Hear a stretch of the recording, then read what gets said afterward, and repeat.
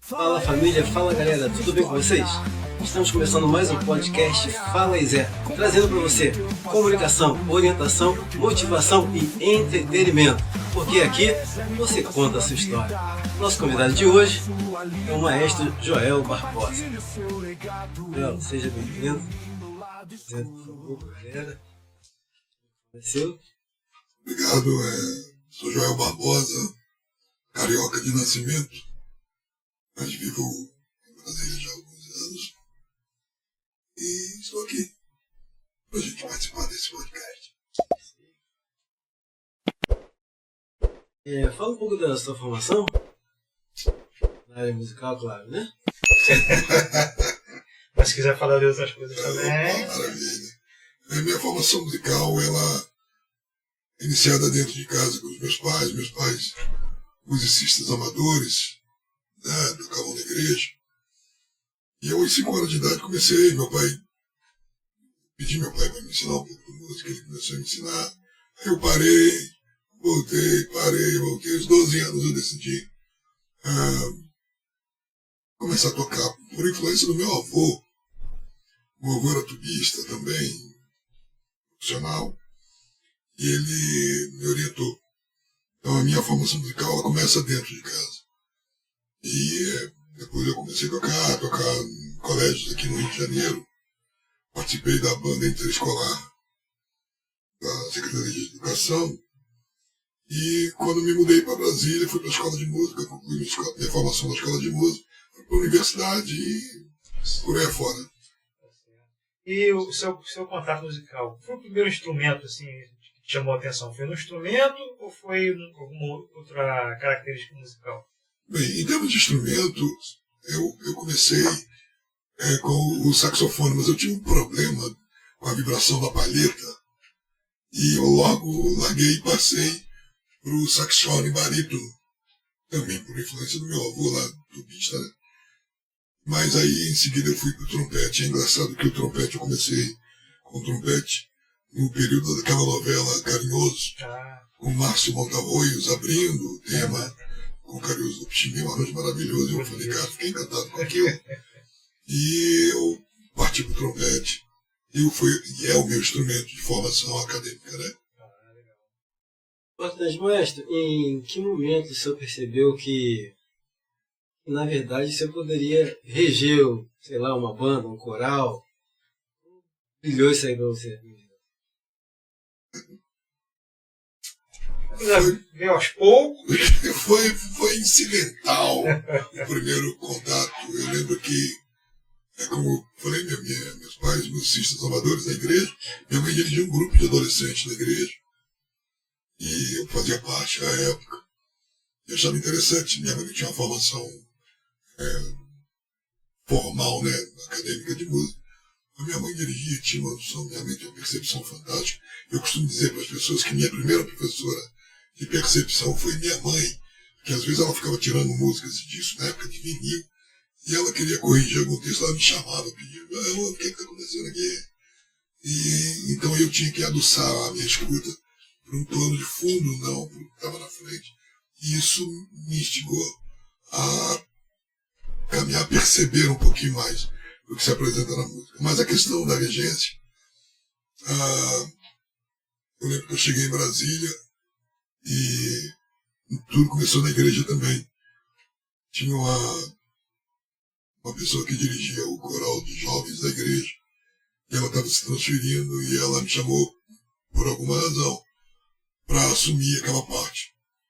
E foi o meu primeiro contato mais direto, regendo o coral de igreja. Depois disso comecei a reger o grupo instrumental da igreja também, e ele foi.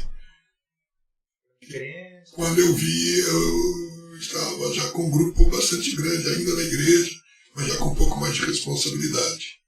Depois disso, as coisas acontecendo, eu sei que eu fiz uma formação. Isso tudo antes da formação. Tudo isso antes da formação. Esse processo todo. No estudo, mas no estudo nessa época, mais informal. Eu não estudava a regência. Mas eu já tocava diria... meu trompete, aí, assim, musicalmente eu já estava habilitado. Mas eu não tinha as técnicas de regência, nunca tinha estudado regência. Eu dirigia porque igreja é aquela coisa, faltou tu e tu é tu mesmo, né? Então, nessa condição, o início foi por aí. Mas, falar na restauração, eu já tentei também negócio de música, mas pra mim, meu Deus do céu, complicado. Esse lance de ler partitura, tem muita gente que fala assim, não, cara, você olha aqui, você lê igual lê como fosse um livro, você vai aprendendo aí, vai lendo e vai lendo. Mas eu acredito que só também, alunos também que têm essa mesma dificuldade que eu, entendeu? Eu tive um professor de guitarra lá na Vila Lobos.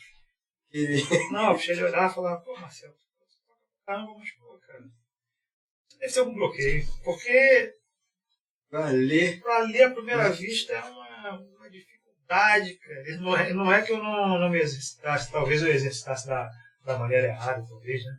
Não, exatamente Mas isso. tem gente Existe que tem algum... essa dificuldade, assim, nata. Olha, eu não diria. Porque nada é um processo. É um processo que você se aplica. A gente não nasce aprendendo a ler, né, um texto. E você tem os códigos, né? Você tem o alfabeto, você tem a questão da reunião das letras, sílabas e tudo mais, se aprendendo os códigos gramaticais.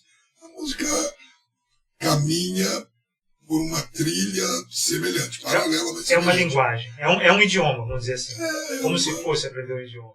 É uma linguagem, às vezes não vai dizer isso não, mas entendeu? Mas é um processo de aprendizado de uma linguagem, tá? de um idioma, como você colocou. E a gente vai se tornando fluente à medida que você lê. Se você parar de ler, Se você parar de ler, você vai atrofiando. Então, a música tem esse processo também. É um exercício contínuo, então. É um exercício contínuo. Mais ou menos. Então tá explicado, então. Mais ou menos? Aí, assim, tem um detalhe, né? Porque às vezes a gente começa a leitura, tocar um instrumento, e a gente se acha suficiente, encontra suficiência naquilo que a gente faz, na expectativa que a gente tem, sem precisar usar a leitura. Então, a gente despreza aquilo como prioridade. Se fosse uma coisa de necessidade, talvez a pessoa... Via de regra, o instrumentista que toca um violão ou um teclado, nem sempre ele vai buscar a partitura formal, né? De notação musical, sistema formal. Mas, com música de sopro é um pouquinho diferente. Geralmente ele vai buscar aquilo. Se não tiver, ele não porque às trabalha. vezes ele tem que estar num grupo, tem dois instrumentos iguais, um faz a primeira voz, outro faz a segunda voz. Aí o cara tem que caminhar por caminhos rígidos, né, precisos, para não atrapalhar tudo isso. Ele não pode improvisar. Ele até pode na hora dele, mas eu digo assim, durante a execução, prática de conjunto, 3 saxofones, imagina os 3 improvisando. A coletividade, né, nesse momento, ela é um pouco complexa. Um instrumentista só não, ele vai se virando. Mas quando você coloca 2, aí já começa a exigir um pouco de ordenamento nisso aí.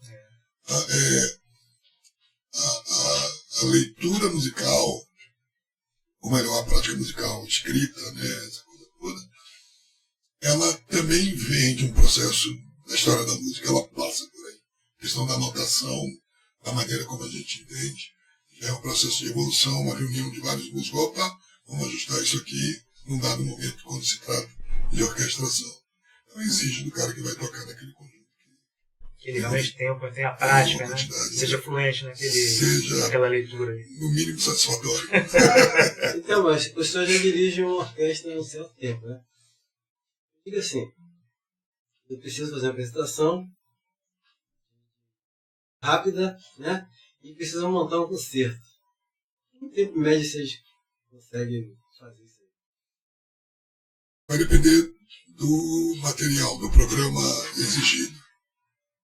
Porque tem músicas que exigem um certo grau de complexidade que você pode até fazer num tempo, vamos dizer, um tempo mínimo, mas não vai te dar a chance de explorar detalhes. Porque a música, mesmo uma música conhecida, toda vez que você vai tocar ela, você vai sempre aprimorar, buscar detalhes que na vez passada escapuliu ou não ficou tão, e você vai caminhar. Então, o tempo de ensaio, de preparação de um concerto, ele vai depender, como eu falei, da complexidade do repertório, da habilidade dos músicos, competência e habilidade dos músicos. Se tem músico profissional de ponta, você vai fluir com maior rapidez. Agora, vamos considerar uma coisa. Um aspecto é você ler a partitura. O outro aspecto é interpretar a partitura. Então, o processo de leitura é rápido. Para quem lê, você pega um texto aqui, vai fazer a interpretação de texto, aí já, deixa eu voltar aqui, avaliar, em algum momento buscar um sinônimo para essa palavra para ver se esse conjunto ela fica mais orgânico. Então, esse aspecto da interpretação é que é um pouco mais tenso. Porque a leitura, na parte do primeiro ensaio, você lê tudo, está lido. Mas você tem que trabalhar. Aí eu estou falando de uma forma, assim, bastante abrangente, porque às vezes um ensaio não dá para ler tudo. Então, uma curiosidade. A resposta do maestro, ele monta aquela partitura que já viu, o cara tem um monte de partitura no mundo dele ali. Em todos os instrumentos. Todos os instrumentos. É uma só que compõe tudo. É uma só que compõe, uma linha para cada instrumento. Como funciona isso? É só ler. Você quando está dirigindo, você lembra, pô, agora é a segunda, agora é a terceira. Não, cara, agora o que acontece? É a prática, né? O cara tem ali uma orquestra, por exemplo, com, sei lá, 30, 40 músicos, né? Como faz pra defender todo mundo? Aí quando o mestre chega assim e fala, fulano, esse dó aí não se não. Porque o processo de estudo, você tem. Eu vou para o lado prático, tá? Porque tem a questão histórica. Quando você pega uma partitura, você pega material, uma obra para regir, você tem que ter um conhecimento histórico daquela obra, do compositor, dos certos fatores que envolvem aquilo ali. Aí você cai no papel. Quando você entra no papel, a obra, você vai fazer uma análise da obra como um todo. Então, questão formal, a forma da obra. Quando você faz essa leitura da forma, você já começa a enxergar quais são os pontos proeminentes, aqueles de segundo plano. Então a gente tem foco 1, foco 2, foco 3. E aí você vai começar a entender a fala do compositor de uma forma mais clara. E você, mas tudo na partitura. Tá? Então, de repente, aqui você tem uma flauta, fazendo um pronunciamento aqui de 2 compassos, respondido no terceiro e no quarto compasso ali pelo violoncelo. E de repente aquelas duas falas aparecem em forma de dueto lá, com os 2 oboés, com 2 clarinetas, e o fundo de cordas aqui dando base. Então você começa a enxergar isso. Os instrumentos são dispostos de uma forma padrão. Você tem madeiras em cima, depois você vê os metais, a percussão, e quando você tem harpa, piano, vem um pouco mais abaixo, coral, solista, e por último as cordas. Então quando você bate o olho na partitura, você já sabe aonde estão as coisas. Claro que cada coisa tem seu nível de complexidade. Então no processo de estudo, você vai estudando e trazendo aquela música para você, enxergando aquela música com os olhos e ouvindo aquela música. No processo de leitura da partitura. Por isso que é importante saber ler. Quando eu leio, João viu a uva, eu guardo aquilo, eu bato o olho, eu ouço esse som aqui dentro. Ninguém lê sem ouvir som. É como na leitura ali, a pessoa está lendo um livro e está se imaginando naquele cenário. Antes de imaginar, ele ouve o som do que ele está lendo, depois ele vai imaginar aquilo tudo. É processo de música assim. Eu faço a leitura, eu vejo daquela parte do bloco, ouço, vejo aqui. Então, você começa a ajudar. Porque boa parte dos regentes, quando vai reger uma obra, ele não fica aqui desesperado, porque ele já leu, ele tem a obra, ele tem guia, ele vai passando as páginas, tudo mais, mas ele não enterra a cabeça aqui, e vai porque ele já tem a obra em si. Entendeu? Não que ele não esteja lendo, falando, e ele ouve tudo, se o menino lá era para estar com a nota X, está com a nota X mais ou X menos, ele já ouve lá, no meio de 50, 60, 70 músicos. Porque soa diferente. Sim. Essa coisa de ser maestro. Diga assim, muito estudo, né? O cara ou tem aquele negócio tipo ouvido absoluto. O cara já nasce com aquele dom para aquilo ali. Porque, a gente sabe que tem música pra caraca, mas nem todo não consegue de nada, né? É um processo. Tem até música que toca muito, lê muito, Mas se mandar o cara reger, o cara vai se perder. Não sabe, que porra. Depende da preparação, né? Isso, então tem uma preparação específica. Então é um estudo específico para isso. Quanto melhor o músico, seja qualquer instrumento, quando a gente fala de melhor música, não é aquele cara que milhão de notas. Melhor música é no conjunto da leitura, da interpretação, da postura, do entendimento do que está acontecendo. Esse cara tem os pré-requisitos, alguns pré-requisitos, para se tornar um bom regente. Porque ele vai usar tudo isso no estudo da partitura. Agora tem outro detalhe. Se eu, por exemplo, como trompetista, tinha que estudar, não no sentido de executar profissionalmente, eu tive que conhecer todos os instrumentos que fazem parte da orquestra. Conhecer as suas limitações, as suas facilidades. Porque nesse momento, até a maneira de exigir do músico, eu tenho que saber até onde eu vou e quando vou, dependendo, por exemplo, um músico de metal, se ele tocar numa nota aguda. Se eu ficar insistindo com esse cara uns 30 minutos, a embocadura dele vai pro brejo. Outro instrumentista já não é o problema da embocadura, mas já tem outro aspecto. Instrumentos em região muito grave têm dificuldade de soar com clareza. Alguns, não é bem a clareza vai estar lá. Mas é o controle daquela região grave ou da região aguda. Então, assim como a gente, você estuda tudo isso. E você, quando bota em prática, você tem que considerar esses aspectos. E por sobre todos esses aspectos, tem a questão da interpretação. Porque todo mundo que senta numa orquestra, ele espera-se ou conta-se com que ele saiba executar tudo aquilo que está fazendo. Se você pegar um regente, reger uma obra, na semana que vem você pega um outro regente para reger a mesma obra, se você tiver uma percepção legal, você vai ver que tem coisas diferentes acontecendo com as mesmas notas. A mesma coisa é diferente. Pegando esse gancho é interessante. Cada orquestra tem sua personalidade ou depende do contexto da musical, naquele momento? Tipo assim, deixa eu explicar a situação. Você toca com a orquestra do Pixinguinha. Pixinguinha não está cantando. Só os músicos dele lá. Você ouviu, você sabe que aquela orquestra é do cara. Existe isso ou não? Se qualquer orquestra tocar a mesma música, vai soar da mesma maneira, e tu não vai entender que... Não, cada orquestra tem a sua... personificação, né? Eu vou chamar de característica ou peculiaridade nos aspectos da sua formação, a linguagem, inclusive orquestras de regiões características. Você pega uma orquestra italiana, vai ser diferente de uma orquestra japonesa coreana, que vai ser diferente de uma orquestra de Mato Grosso. Eu digo na questão, é um aspecto de... Fiz falar aqui, tem muito músico me ouvindo, que eles vão achar que eu estou falando, pô, já não é nada disso. Mas assim, é o sabor interno da cultura. E a gente, nós brasileiros, não vamos interpretar com a mesma fluência uma música de alemães, assim como vice-versa. Você pegar um Vila Lobos, feito por brasileiros, eu estou falando no mesmo nível de falação, existiram sotaques ali, mas aí, como você citou Pixinguinha, eu quero vir para a música popular, que isso é muito mais explícito. Né? O Duke Ellington, que inclusive é um compositor contemporâneo, quase que em datas cerradas, com Pixinguinha, né? O Duke Ellington nasceu em 1899, e o Pixinguinha em 97. O Duke Ellington morreu em 74 e o Pixinguinha por aí também. Agora não lembro de qual. Mas quando você pega o Duke Ellington, existe uma história do Duke Ellington que os músicos dele, né, a banda dele, tinha característica dele, tocava as músicas dele. Dois aspectos. Esses músicos, quando saíram da orquestra dele, tocavam numa outra orquestra mesmo, a música, se sentiam peixe fora d'água.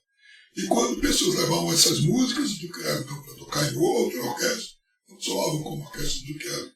Aí, uma série de discussões a serem feitas, mas dentre todas elas, responde o que você colocou. Uma orquestra não é igual a outra em a sua peculiaridade, sim, mesmo no ambiente, eu digo. E isso também passa pelo crivo do diretor da orquestra. Então é isso aí. E você veio acompanhado hoje de sua esposa? Janice. Da esposa Janice, né? Janice, você tem acompanhado a trajetória do maestro Joel há muito tempo, né? O que você diz pra gente assim da sua percepção do trabalho dele, vamos dizer assim? Eu sou fã número 1 dessa pessoa. Com certeza. Uma dedicação, um carinho, sabe? Aquilo que ele faz. Mexe comigo, mexe com os meus filhos. Eles se doam muito, né? Por aquilo. Cada dia, né? Ele vai.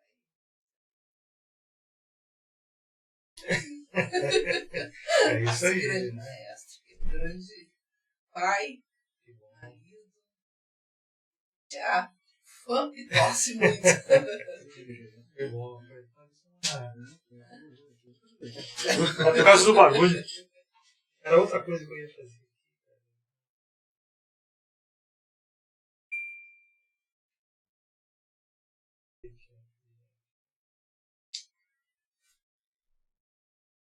Mas voltando aqui, de música, né?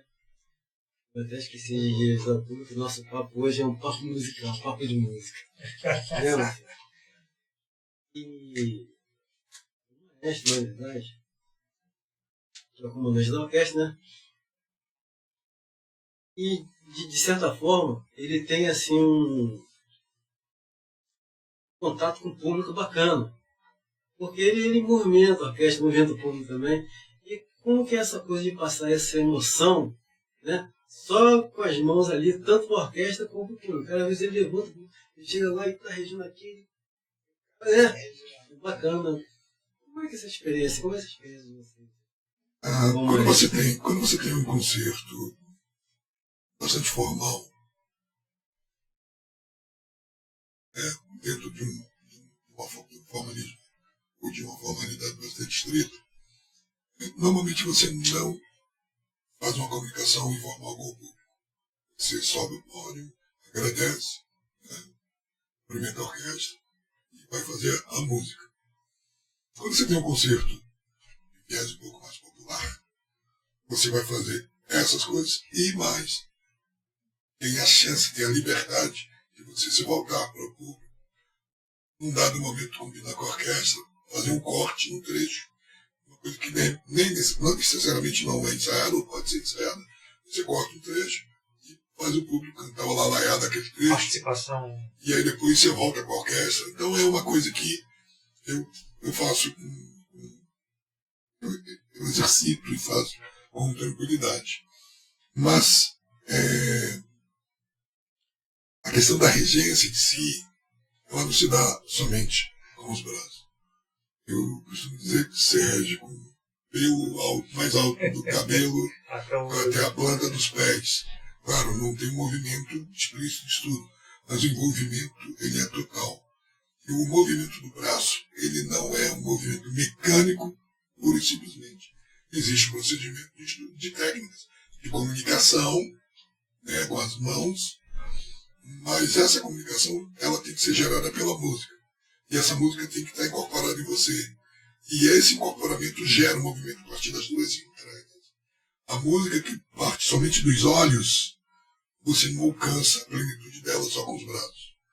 Entendeu? Então, quando você está lendo uma peça de primeira vista, ele vai por medo de ser lançado em umas fogueiras dessas assim, e você está lendo, então você tem um movimento de braço que é o padrão, basicamente para por aí. Quando você tem aquele texto lido que repete, aí você já tem uma concepção, você amplia um pouco mais. Mas assim, não somente os braços, o corpo como um todo, tem uma parte bastante colaboração e que eu uso muito. É a minha expressão facial.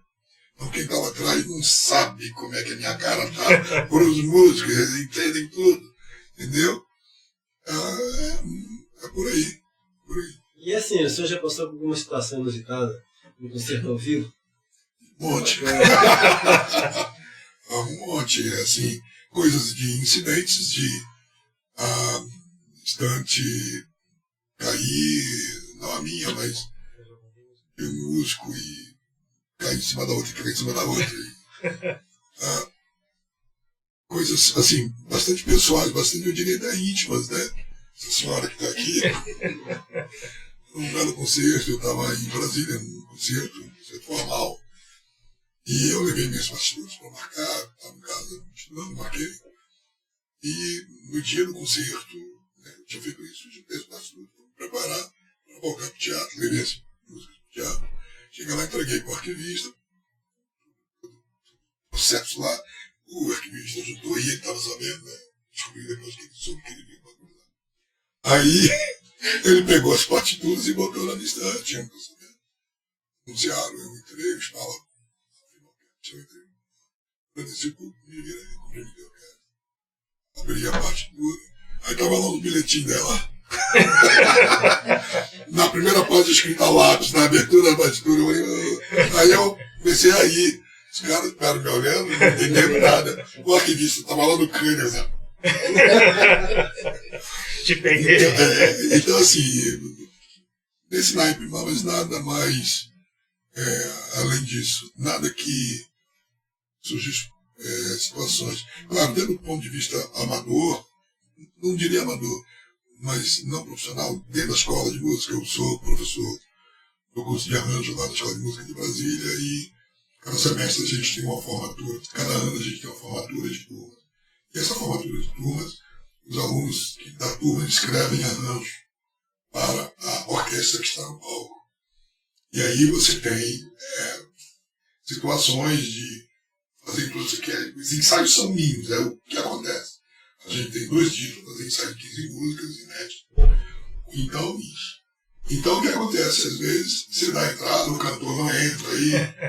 Você quase porque ele não vai acertar nunca mais, entendeu? Não entrou. Então essas coisas assim acontecem, entendeu? Mas dentro de um processo em que não é que acontece sempre, mas sobre eventualidades que às vezes acontecem. Interessante. Esse é o Fala aí Zé. Nosso convidado de hoje é o maestro Joel Barbosa. Maestro, qual foi o lugar mais marcante assim, que o senhor já se apresentou como regente? Olha só, no ambiente formal, eu acho que um teatro que eu já toquei, já regi algumas vezes, que me impacta não pela estrutura, somente a estrutura do teatro, um teatro final do século XIX, lá em Cuba, Teatro Salto, não só pela beleza do teatro, mas pela beleza do público. Então a relação do público com a música naquele teatro, e a gente não está falando de um público especializado, a gente está falando de um público, Pessoas comuns, sim. Que compram seus ingressos, vão lá e assistem o show. Então isso me causou bastante. Mas para mim o melhor impacto, momento de regência, é quando eu realizo, não é o melhor de todos, entendo, mas lugares especiais. Quando eu faço um arranjo para a Orquestra Cristã de Brasília, que eu dirijo já, e esse ano ela faz 40 anos, quando eu faço um arranjo, põe na estante, eu vou fazer a primeira leitura com os músicos. Eu, quando escrevo, eu sei o que vai soar, eu sei o que está acontecendo. Mas para mim, o melhor é quando os músicos tocam pela primeira vez e eu vejo um sorriso no rosto deles. Então isso para mim é mais delicioso do que o concerto, quando eles tocam no concerto. A parte do concerto está muito na relação com o público mais, né? Não mais com os músicos. Você como professora de música também, você estuda no Brasil, na área de música, a gente está no caminho certo ou a gente precisa de mais apoio? Essa pergunta, caminho certo e apoio, elas geram... são provocações intensas. Mas eu diria que, do ponto de vista da formação musical, se tem dado certo naquilo que a gente considera o certo, é porque o caminho, ainda que tenha pedras, espinhos e lá, ele está levando a esse ponto. Se ele é o ideal, Aí eu diria com certeza que não. Né? Na minha época, a palavra tão longe, né? Foi bem longe mesmo. Na década de 70, quando eu comecei a estudar música, assim, formalmente, inclusive eu tive a oportunidade também para a escola Vila Lobos, mas eu fui para uma escolinha do lado, agora Tinguetá, estudar controle de tráfego aéreo. Mas assim, na minha formação, eu percebia muito, e ainda isso hoje é uma verdade, tem muitas escolhas em algum momento. Professor, eu quero esse aluno. E aluno, eu quero esse professor. Isso é bacana, uma formação especializada. Mas muitas das vezes, o outro aluno que queria aquele professor não tem acesso àquele professor. E muitas das vezes, dependendo do contexto, ele é lançado para um outro professor ou para um outro sistema que não corresponde à expectativa daquele aluno. Porque o estudo da música, você tem todos os métodos, você tem todos os procedimentos, você tem toda a escola, com os currículos lá. Mas ele ainda é algo pessoal. O estudo da música, ele não vai explorar somente o que está escrito. Ele vai explorar o sujeito, o alvo do estudo. Então você tem pessoas que vão estudar piano, você tem os dois com possibilidades. Um encontra alguém que explore isso, o outro não encontra. E você caminhar sozinho na música em alguns aspectos, você pode entrar em algum momento, um ritmoinho ali, que você não consegue sair para avançar, pelo menos com a velocidade e a clareza que precisa para alcançar. Hoje nós temos diversos músicos brasileiros ganhando prêmio no Brasil, no exterior. Eu tenho ex-alunos, alunos meus que avançaram no Somas comigo, lá de Brasília, que estão aqui em São Paulo, no Rio, ou até no exterior. Mas, quando eu olho para aqueles alunos, eu vejo, eu lembro de fulano, Beltrano, Cicrano, que poderia estar junto, e não tiveram oportunidade. Então, baseado nisso, eu diria que o caminho para aquele que alcançou foi um caminho com todas as pedras, com todos os tropeços, um caminho que permitiu que ele chegasse lá, mas os outros não. E isso às vezes me questiona. A minha história como estudante de música, eu sou inusitado, eu sou inédito, eu sou fora da curva, eu sou outside, eu sou tudo para chegar, não vou dizer chegar onde cheguei, que eu não cheguei, eu estou em busca. Mas eu sou outsider. E graças a Deus, pelos caminhos tortuosos do ensino da música no Brasil, me permitiu chegar da maneira que eu cheguei. Eu aproveitei isso aí. Não sei se respondi também, não me interessa. Excelente. Respondi. O senhor podia dar um conselho, né, para os jovens músicos de hoje? O músico de hoje, independente de ser músico popular, músico erudito, porque não é que não exista diferença nas músicas. Existem sim. Você vai estudar música erudita e, assim como dentro da música erudita, você vai se especializar num período da música, você vai fazer coisas distintas daquela do outro período.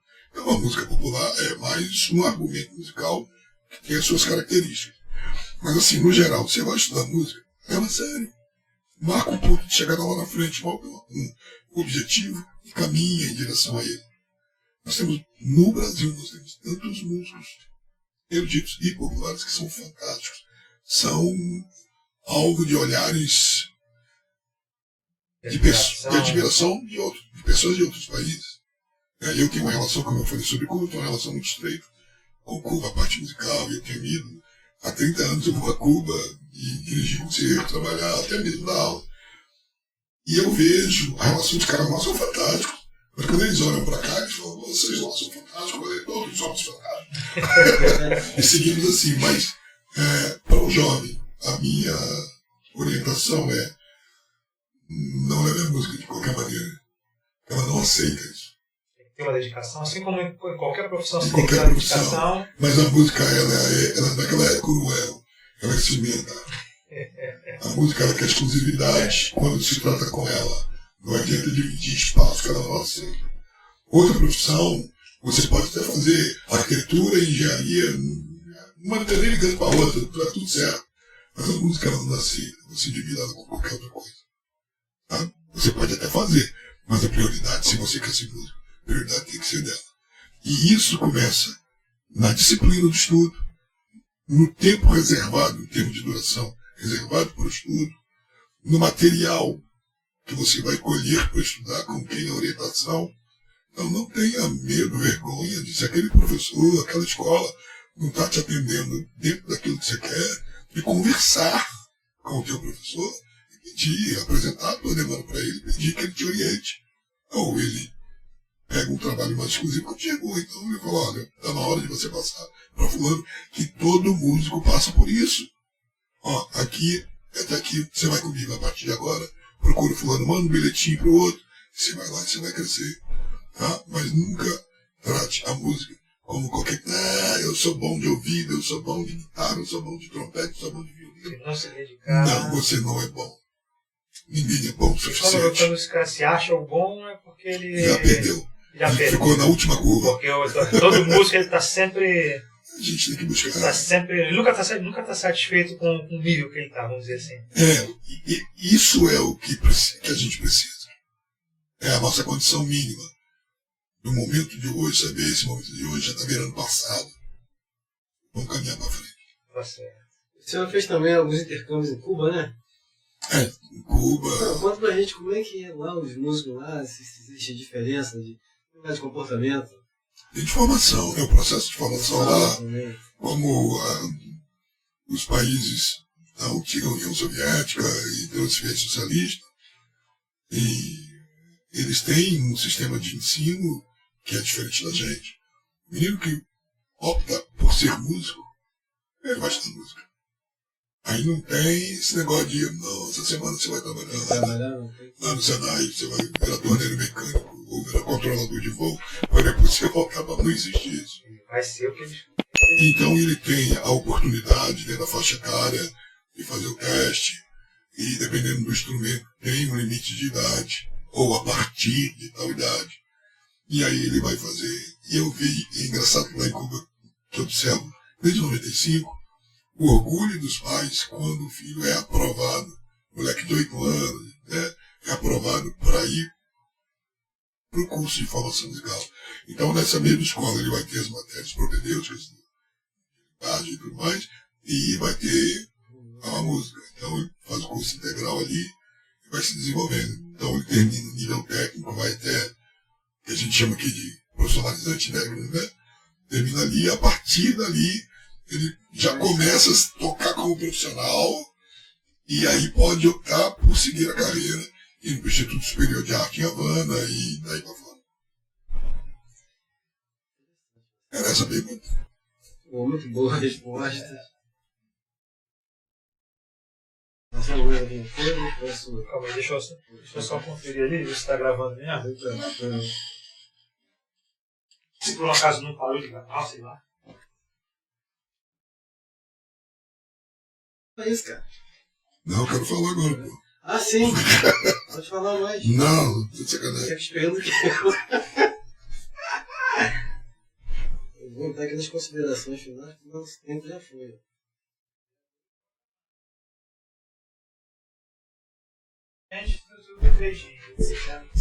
Nem eu sei, a gente vai parar na resposta dele, não, depois dessa resposta aí da 17. Eu já dei esse aqui, não foi? 17. Tem de instrumentos assim, tem um instrumento que seja muito mais difícil do que o outro para o músico ele conseguir desenvolver, assim, que demore mais para conseguir um nível razoável, ou cada instrumento dentro da sua particularidade ele tem assim a mesma dificuldade, vamos dizer assim. Eu não vou dizer a mesma dificuldade, porque existem instrumentos que eles se adaptam de uma forma quase que direta para a nossa estrutura física, né, de manuseio. Eles casam com a gente. Assim, outros instrumentos são um pouco mais difíceis. Trompete e trombone. Trompete, você armou a mão aqui, tá tudo aqui. O trombone, você tem 7 posições aqui. Se tiver com a bucite aqui, já era. Trompete, se tiver com a bucite, você ainda toca. O trombone já fica mais difícil. Então, assim, grau de dificuldade. Todo instrumento tem grau de dificuldade. Eu não gosto de atribuir a um instrumento ser mais fácil que o outro. Embora quando você pensa assim, entre violino e contrabaixo, o tempo de estudo que geralmente, formalmente, se entrega para um violino e contrabaixo, existe uma diferença. Mas isso não quer dizer que um é mais difícil que o outro. Porque as aplicações é que vão determinar isso. Tá? O grau de exigência daquele instrumento, do repertório, da literatura para aquele instrumento, exigem coisas que ele precisa ter um pouco mais de estudo do que o outro. E aí eu já estou tirando violino e contrabaixo de jogada, estou falando em termos gerais. Bom, porque todos os instrumentos exigem um nível de excelência. E esse nível de excelência deve ser alcançado com muito estudo. Tem pessoas menos habilidosas, pessoas um pouco menos habilidosas que pegam um instrumento mais, que exige mais. Às vezes a pessoa perseverança não se dedica tanto. E aí ele não se dedica. Aí entre aspas, põe a culpa no instrumento. Não. Do ponto de vista de partida, o instrumento nem sabe o que é instrumento. Então não adianta acusar ele que ele está nem aí para você. Agora, pelo outro lado, quando você escolhe um instrumento, você escolhe por uma série de fatores. Por ver uma fotografia, por ver um filme, ver alguém tocando, achou bonito. Você já tem uma afinidade com aquele instrumento. Então um atrativo. Um atrativo, vamos dizer. Um atrativo. E aí você vai até ele. Né? Eu contei a história, comecei com saxofone, mas aquilo, do ponto de vista meu, físico, eu não conseguia avançar. Isso tudo que eu gostava. Avancei bem. Fui pro trompete induzido pelo Márcio Montalvoz. Beleza? Entendeu? Então, e fui pro arranjo por assistir, por ver uma gravação de um disco chamado Quintessência, do Quincy Jones. Eu já escrevi algumas coisinhas. Mas quando eu vi aquilo ali, eu falei, cara, que bom. E aí, fui estudar, correr atrás. É isso, são os instrumentos, se a pessoa não se dedicar, independente, seja um tamborim, cara, seja um piano. Uma clave, cá. Se o cara não se entregar àquilo. Eu vi uma vez um vídeo no YouTube, um pandeirista. Ele, não é brincadeira não, aí. Ele era um músico, um pandeiro. Eu olhava assim e falava, isso é virtuoso, o cara era um virtuoso. Entendeu? Se dedicou, aplicou. Então você vê, não é a simplicidade do instrumento, né? Às vezes o instrumento não tem nada de simples, a pessoa que vai extrair do instrumento tudo que ele tem para oferecer ou não, né? O instrumento ele não existe do ponto de vista de realização musical se não tiver um artista por trás. Fico impressionado com aquele pandeirista. Foi com ele e com um senhor que tocava cavaquinho que foi na Vila Lobos uma vez. Apresentação lá. Nunca vi o cavaquinho tocar tão bem igual daquele professor. Então você tem assim, diversos exemplos fantásticos. E do lado de um exemplo bom, nem sempre, mas às vezes se encontra um exemplo que não é bom ser seguido por uma série de contextos, né?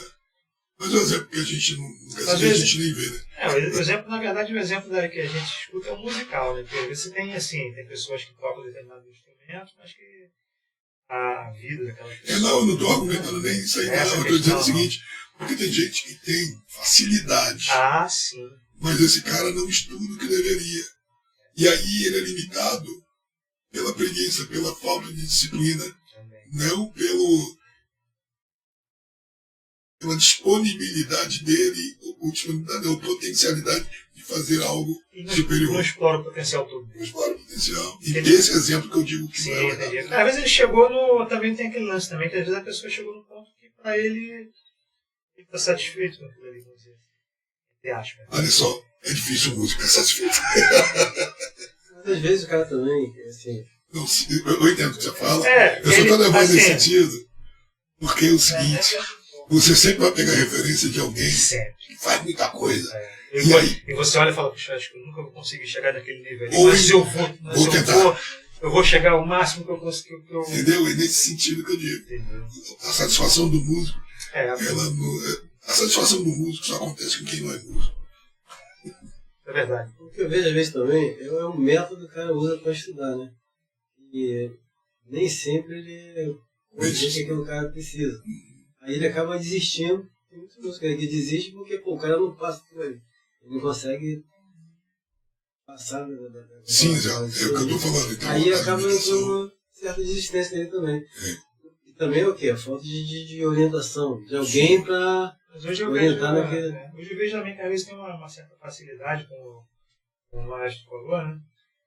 De, assim como tem um professor que ensina o aluno até um determinado ponto, e daquele ponto ele chega na hora, você passa para outro. Hoje em dia você tem a facilidade também de você mesmo procurar o seu professor.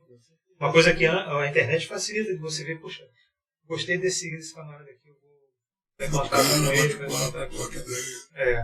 antigamente era um pouquinho mais difícil, né? Porque você não tinha essa facilidade da internet para você conhecer.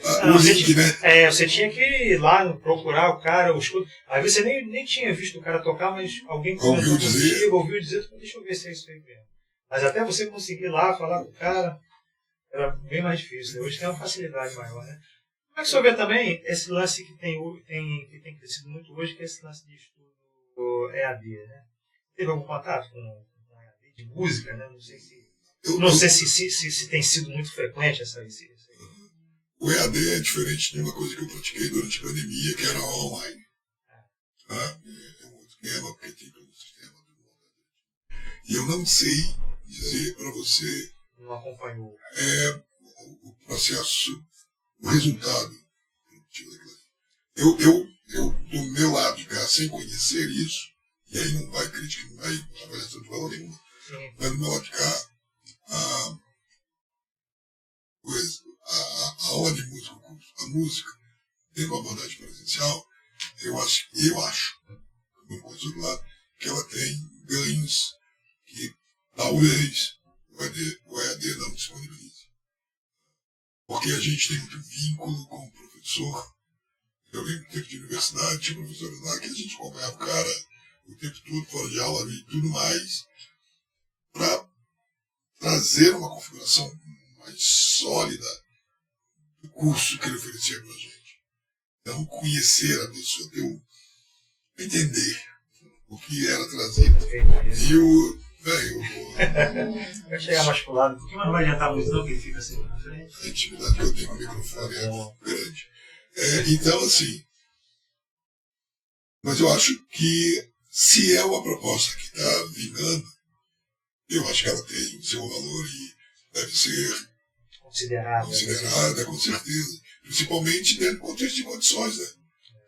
Se eu tenho condição disso, isso aqui me interessa, eu vou por aqui. Se eu não tenho, ou tenho as condições disso, isso aqui me interessa, eu vou por aqui.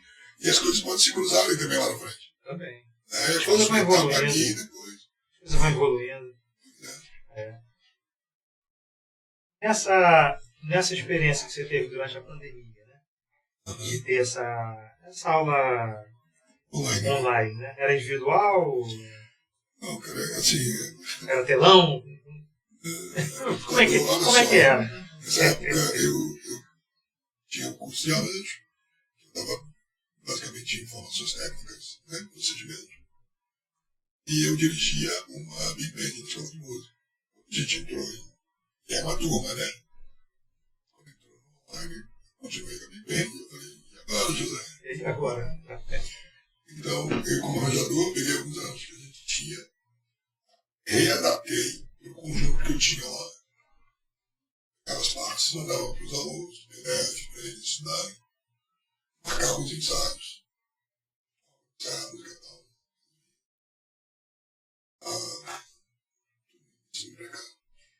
E aí os caras abriam a telinha, cada um do seu quadradinho, com seu instrumento. Começaram a tocar. Era aquele caos.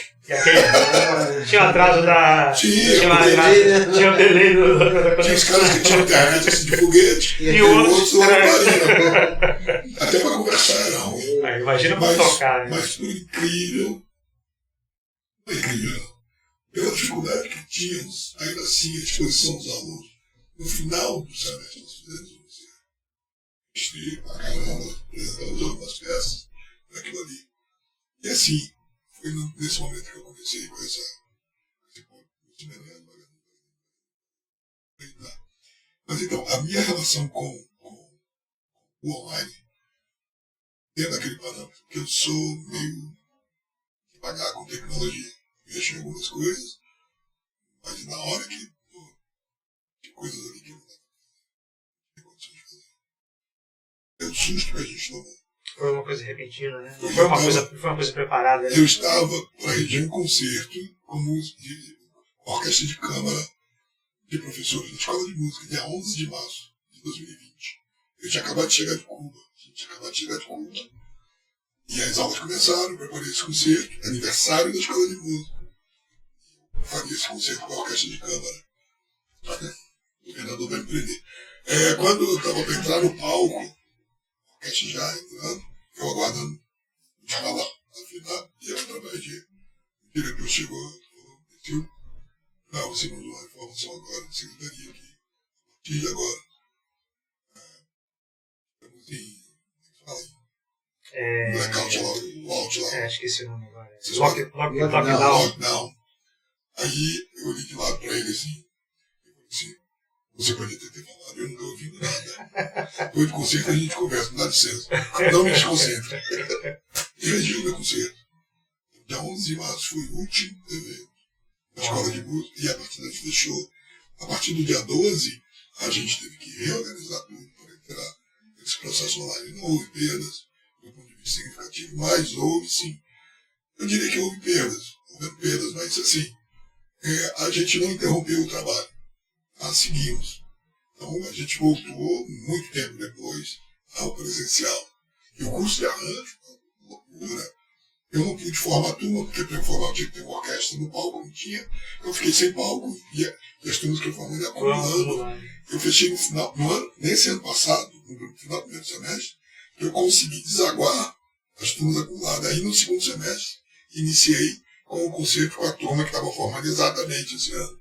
Então a gente zerou agora em 2025, processo de acumulação da pandemia. Mas todo mundo saiu formado com seus concertos, e coisas na internet deles, entendeu? Ótimo. Então, mas a pandemia. A tecnologia avançando um pouquinho também é uma coisa que de repente é até viável, principalmente para quem tem às vezes dificuldade de se locomover. Assim. Ou pessoas que de repente moram em cidades que não tenha, né, conservatório perto. Sim, na Escola de Música de Brasília abrange uma grande área do Distrito Federal de alunos. E nossa escola é bastante cobiçada, entre aspas, aqui. As pessoas querem muito estar lá com a gente. E alguns cursos, se você encontra na escola, como curso de arranjo, mas assim, a questão da tecnologia, muitas das vezes, eu era um pouco cruel com os meus alunos. Eu sempre instiguei a eles que a música, qualquer nota que eles escrevessem, tem que sair de dentro deles. Então, o pessoal que toca teclado, piano, eu falei, tira essa bengala, velho. Não vamos usar isso não. Ouve a nota e escreve. Mas tem um final. Eu falei, o final é depois que você foi editar a nota. Primeiro você escreve, depois. Você vai depois você no papel. Agora vai pro final. Entendeu? Vai pro Dória com a corda que veio, ou por quê? Porque a música tem que estar dentro da gente, cara. Ela não está no instrumento. Você tem que ouvir ela. Eu depender do meu dedo para ouvir o som. Eu via minha mãe cozinhando e a maioria. Minha mãe não ficava olhando a receita para ver a quantidade de sal, não. Ela metia a colher lá e pá, jogava o sal. E estava na medida. Ela sentia o gosto antes. Já sabia. Botava sal e daqui a pouco a gente botava um pouquinho. Sim, ou um pouco menos, quer dizer, não dá para tirar, não tinha mais água. Aí, mas o que eu quero dizer é o seguinte, a percepção. Então, a percepção. Ela está aqui em mim. Então, se eu quero escrever. Quantos arranjos de Big Band eu escrevi na mão? Eu tenho música gravada que eu escrevi no avião, saindo de Brasília para Curitiba, escrevi arranjo, cara. É uma coisa desenvolvida, né? A pessoa só desenvolve exercitando. Se você for direto pro. Se fazer dependendo. Que seja dependendo do instrumento, né? Então, se você não tiver um instrumento, você não faz nada. E aqui eu não desprezo os compositores, os trabalhadores que usam o teclado. Eu só quero dizer, e esses caras que usam o teclado, que eu conheço, é aquilo que ele faz no teclado, já ouvi muito tempo antes. Uma semana antes. Ele vai a minha importância é essa, é ouvir antes. E depois eu libero meus alunos, o negócio, vocês quiserem, cara. Mas no princípio, vocês têm que trabalhar isso aqui. Tem que trabalhar vocês. Você é o instrumento. E aí você timbra. Porque o instrumento que você tem é só para timbrar, dar característica estilística. Piano, guitarra, baixo, trompete, seja lá o que for. Isso aí é lápis de cor, cara. Isso é lápis de cor para colorir. Se você for depender também de tocar todos os instrumentos. Imagina só quantos instrumentos? Orquestra. Eu fiz um concerto agora em Cuba, de planos de meu, cara. Aí. Imagina que minha orquestra se aí ele tem que ficar tocando cada instrumento. 80 caras no palco, eu acho. Claro que eu escrevi para todos, mas não é aquela coisa do individual. Eu ouvi o som, eu tenho o som, eu planejei, projetei, processo criativo, desenvolvimento, blá, blá, blá, forma, tudo isso. Não sei as cores do papel. É uma coisa que é prática que vai te conduzir para aquele. É um caminho longo, né? Caminho, na verdade, você começou esse caminho quando? Quando você começou lá. Eu comecei esse caminho, como eu falei, lá com a minha mãe. Com a percepção eu de tenho um arranjinho que eu tirei do Neil Armstrong. Olha aí.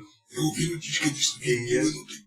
Falei, caraca. Aí eu falei, aqui tem um som aqui que não tá no disco. Mas eu vou botar aqui no papel. Eu tenho isso, só botar na minha casa, de caneta, porrada, tá caramba. Aí, cara. As notas, em todo lugar que a gente coloca as notas no tempo verticalmente, as minhas não tinham lá, eu botava um aqui, outro aqui, o instrumento tá tocando aqui, o outro tá tocando no mesmo tempo, mas eu acabava aqui. É uma bagunça, eu não tinha sabia nada. Mas eu já ouvia tudo.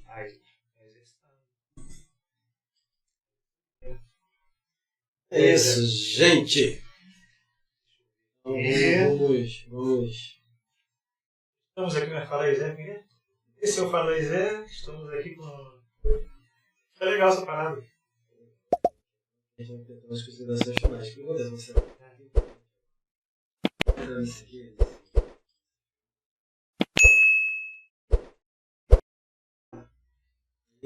Ainda tem muito de pergunta. Mas as perguntas vão surgindo conforme a gente vai conversando. Não, aí você não. Não, pô, eu já olhei. É que outras surgiram ali, né? Eu tava te acompanhando, pô.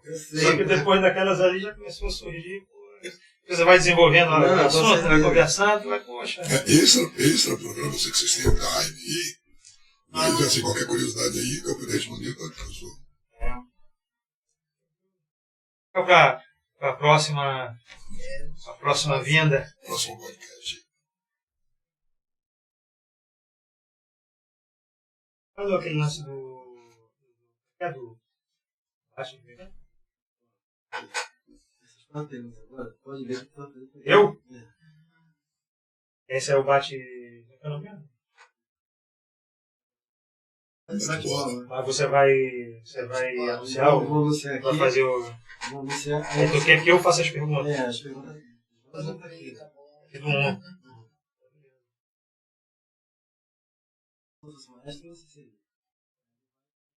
Só uma palavra só. Uma palavra só. Uma palavra só, hein, maestro? Pode ser duas, não? Bola, agarra. Eu ia tomar um café. Vou comprar uma só.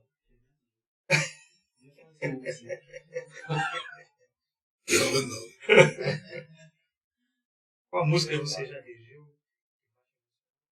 Isso aí vai responder. Foi. E que música todo mundo deveria ouvir, pelo menos uma coisa. Essa boa, essa pergunta. Ele vai responder só isso aí. Ele vai falar, se for com 2 cavalos. Porque essa aí. Essa aí. É minha Pocotó.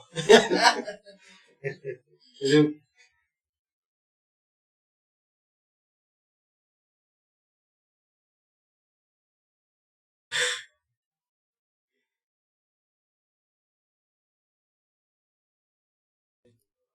Mas tu vai vir a falar, Vou falar, calma aí, Zé. Ah, tá pensando.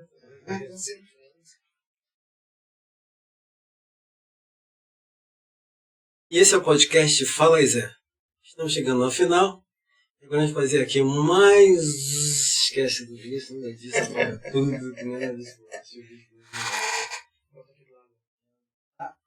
É o. Tá contigo, Zé? Não, o bate-bola, que a gente joga bola, então eu botei outro terminho ali pra. Tá. Entendeu?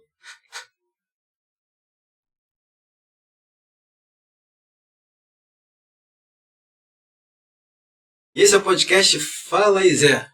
Nosso convidado de hoje é o maestro Joel Barbosa. Agora eu vou cobrar uma participação do Joel Barbosa com Tá Contigo, Zé. Se você não fosse maestro, o que você seria? Você gostou? Gostou não? Gostei, não. Porque ficou legal, cara. Não. Você não gostou do quê? Da narração ou da pergunta? Não, cara, inventa aí qualquer coisa aí. Bota Não, vou falar de novo a mesma coisa, só que então, aqui, bota umas 3 opções. eu dei enrolado aqui, eu vou falar de novo aqui. Eu achei que embolou. Adicção. Lembra do curso de... Ele fez curso de... Aí. Curso de... O que você fez de dublagem?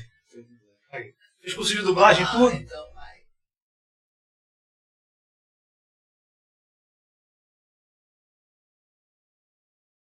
E esse é o podcast Fala aí, Zé. Nosso convidado de hoje é o maestro Joel Barbosa.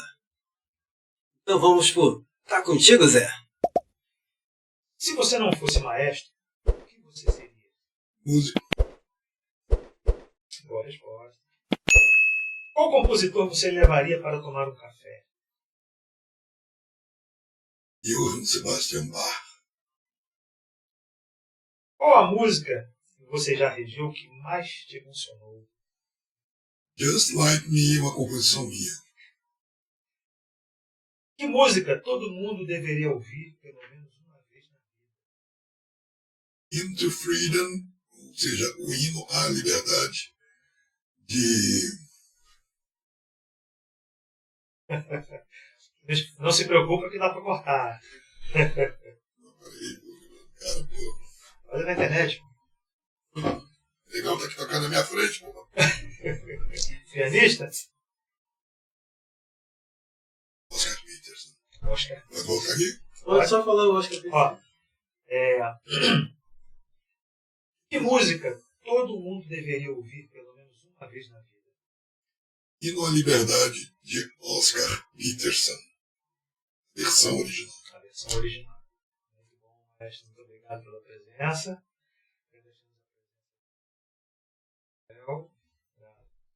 Janice. Eu ia falar Eunice. É porque a tia da minha esposa chama-se Eunice. é isso, esse foi mais um podcast Fala aí, Zé. Vamos para as considerações finais com o nosso mestre. Por favor, mestre. Aquela câmera ali sua.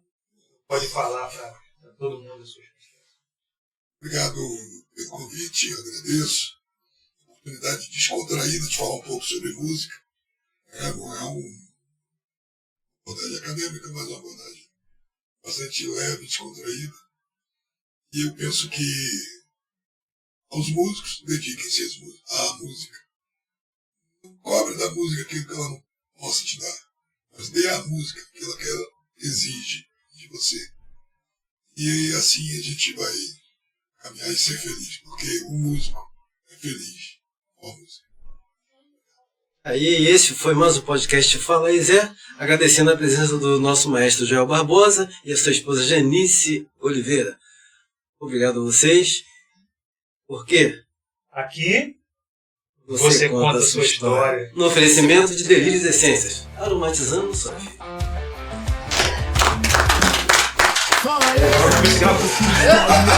Puxa fundo da memória, compartilhe o teu passado e o que planja pro futuro. Fala esse, me conta a sua vida, sua grana, sua lida. Compartilhe o seu legado, ilumina o lado escuro.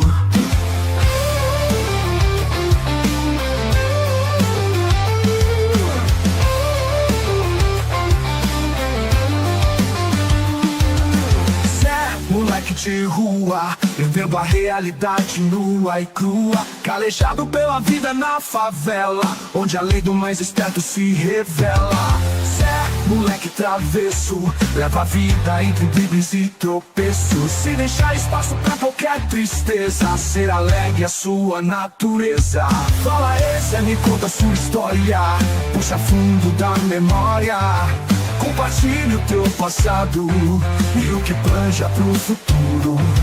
Fala esse, me conta a sua vida, sua grana, sua lida.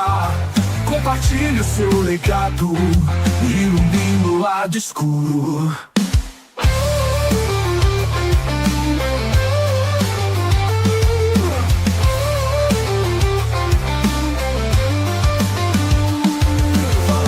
Zé, me conta sua história, puxa fundo da memória. Compartilhe o teu passado e o que planeja pro futuro. Fala aí, Zé, me conta sua vida, sua gana, sua lida. Compartilhe o seu legado, ilumina o lado escuro.